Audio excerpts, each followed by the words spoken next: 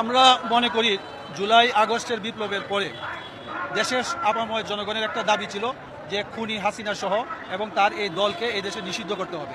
কিন্তু দীর্ঘ 9 মাস হয়ে গেল, আওয়ামী লীগের নিষিদ্ধ হয় নাই। জনপ্রত্যাশা ছিল, জনগণ আবার মাঠে নেমেছে।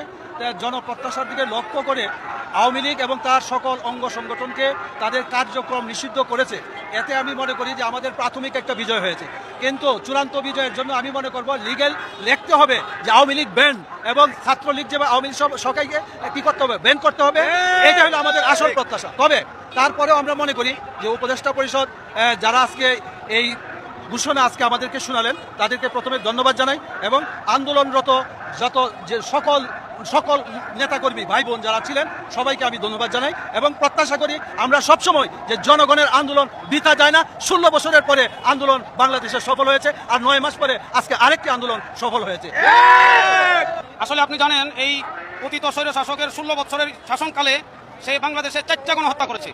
যেই 4টা গণহত্যার প্রথম গণহত্যা 2009 সালে দেশপ্রেমিক 57 জন আর্মিকে গণহত্যার মাধ্যমে, এরপরে 2013 সালে মে মাসের 5 তারিখে শাপলা চত্বরে দেশের হাজার হাজার অসংখ্য আলেম ওলামাকে শহীদ করার মাধ্যমে হেফাজতের উপরে অত্যাচার নির্যাতন করে দ্বিতীয় গণহত্যা, এবং 2021 সালে মোদি আর মূর্তি বিরোধী আন্দোলনে হেফাজতের 21 জন হাফেজ আলেমকে শহীদ করার মাধ্যমে তৃতীয় গণহত্যা, এবং সর্বশেষ জুলাই গণ অভ্যুত্থানে 2000 ছাত্র জনতা 30,000 ছাত্র শহীদ করেছে এবং 30,000 জনগণকে ছাত্র জনতাকে শহীদ আহত করেছে।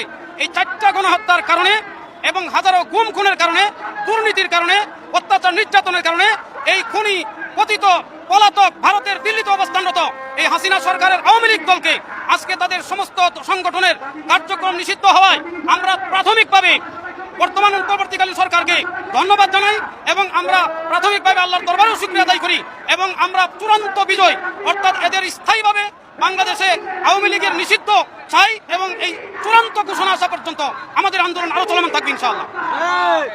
আমরা ন্যায় অন্যায় এই বিজয় আজকের এই স্বৈরাচার দুর্নীতিবাজ খুনি ফ্যাসিস্ট হাসিনার পরাজয়ের মাধ্যমে আপামর জনতার বিজয় হয়েছে, ইসলাম দেশ ও মানবতার বিজয় হয়েছে। অতএব এখান থেকে শিক্ষা নেওয়া উচিত, যত বড় দল হোক, যত পুরান দল হোক, কেউ কখনো স্বৈরাচারগিরি করে দেশের বিরুদ্ধে গিয়ে, দেশের জনগণের বিরুদ্ধে গিয়ে কেউ ক্ষমতায় টিকে থাকেনি, ভবিষ্যতে টিকে থাকবে না। অতএব এখান থেকে শিক্ষা নেওয়া উচিত, যারা স্বৈরাচারের দালাল ছিল, যারা স্বৈরাচারকে ক্ষমতা টিকে রাখার জন্য যারা দালালি করছে তাদেরকে সাবধান হওয়া উচিত। ভবিষ্যতেও দেশ ও জনগণের বিরুদ্ধে যারা স্বৈরাচার আচরণ করবে তাদেরকে আমরা কঠিন হস্তে প্রতিহত করবো। সে যত বড় দল হোক আর যত পুরান সংগঠন হোক, আমরা তরুণ প্রজন্ম একটা সুষ্ঠু আদর্শ দেশ ও জনগণের কল্যাণ রাষ্ট্র বিনির্মাণে আমরা ঐক্যবদ্ধ দৃঢ়